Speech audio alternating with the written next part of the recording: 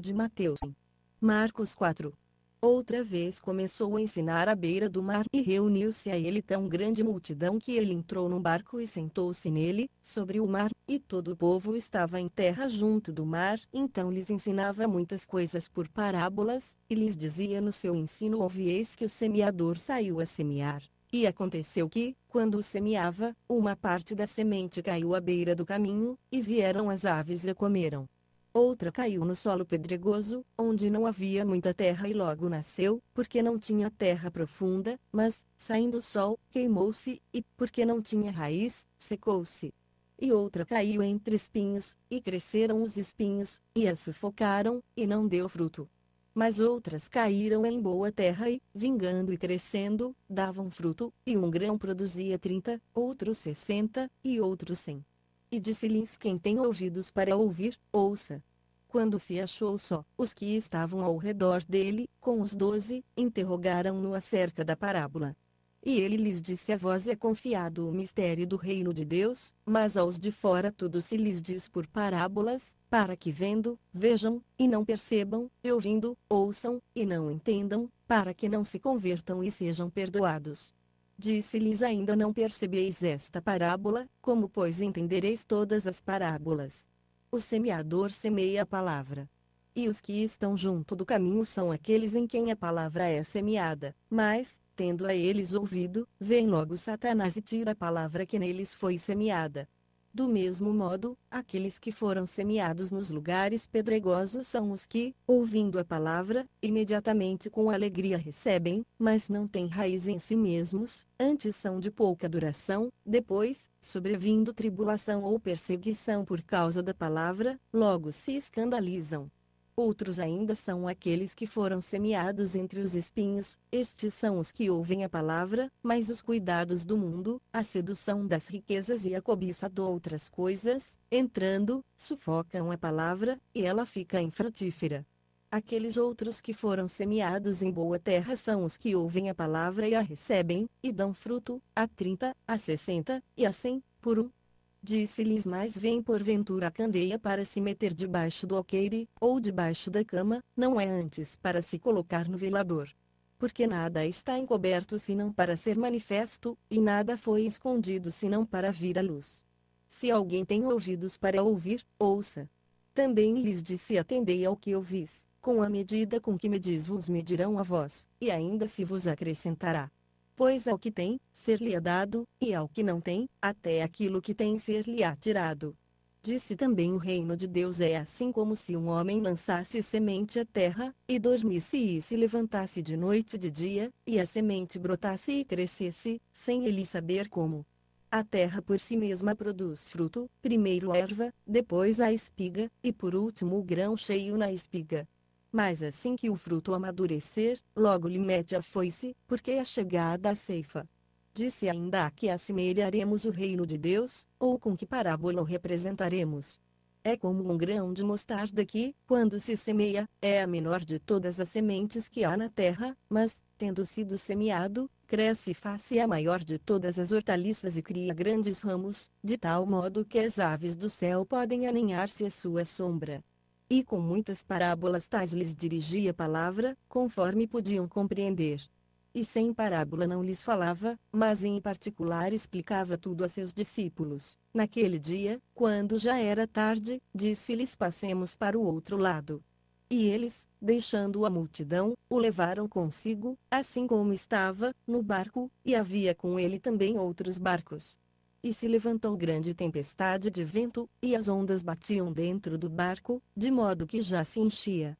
Ele, porém, estava na popa dormindo sobre a almofada, e despertaram-no, e lhe perguntaram: mestre, não se te dá que pereçamos?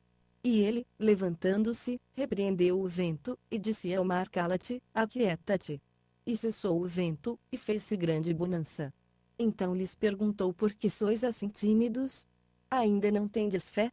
Encheram-se de grande temor, e diziam uns aos outros: quem, porventura, é este, que até o vento e o mar lhe obedecem? Marcos 5. Chegaram então ao outro lado do mar, a terra dos Gerazenos.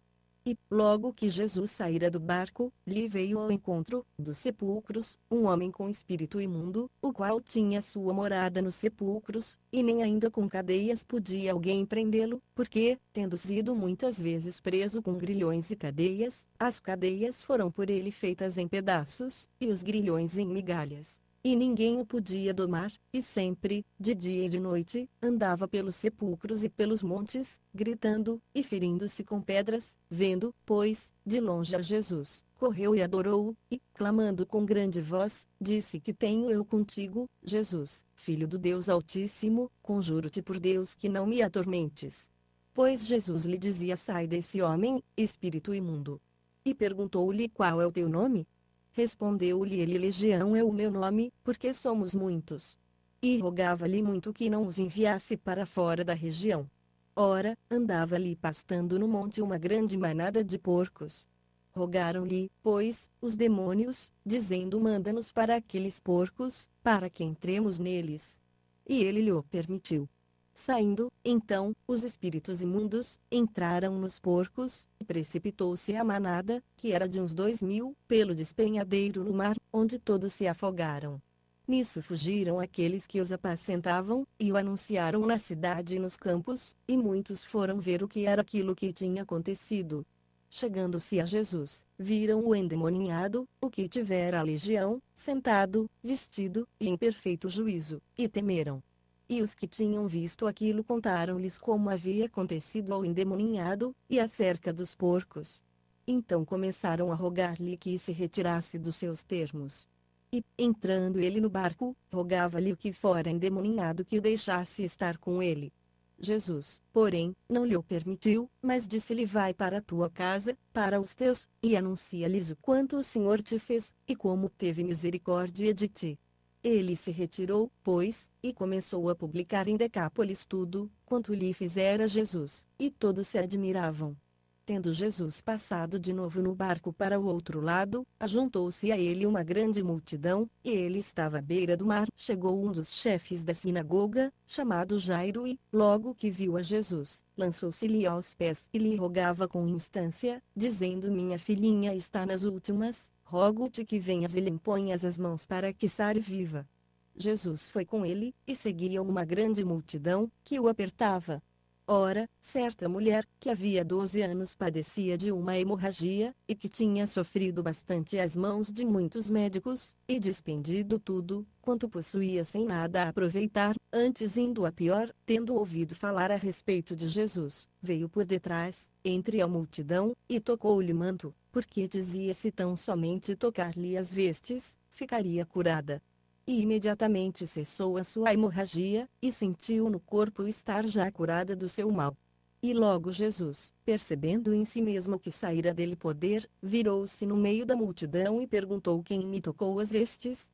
Responderam-lhe os seus discípulos: Vês que a multidão te aperta, e perguntas: Quem me tocou? Mas ele olhava em redor para ver a que isto fizera.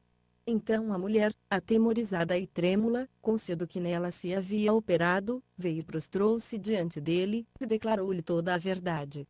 Disse-lhe ele: Filha, a tua fé te salvou, vai-te em paz, e fica livre desse teu mal. Enquanto ele ainda falava, chegaram pessoas da casa do chefe da sinagoga, a quem disseram: A tua filha já morreu, porque ainda incomodas o mestre? O que, percebendo Jesus, disse ao chefe da sinagoga: Não temas, crê somente.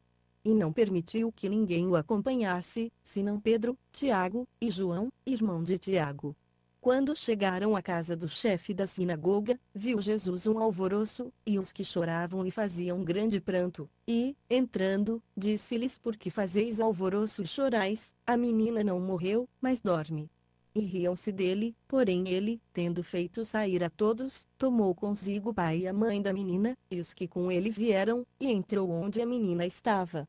E, tomando a mão da menina, disse-lhe: Talita cumi, que, traduzido, é menina, a ti te digo, levanta-te.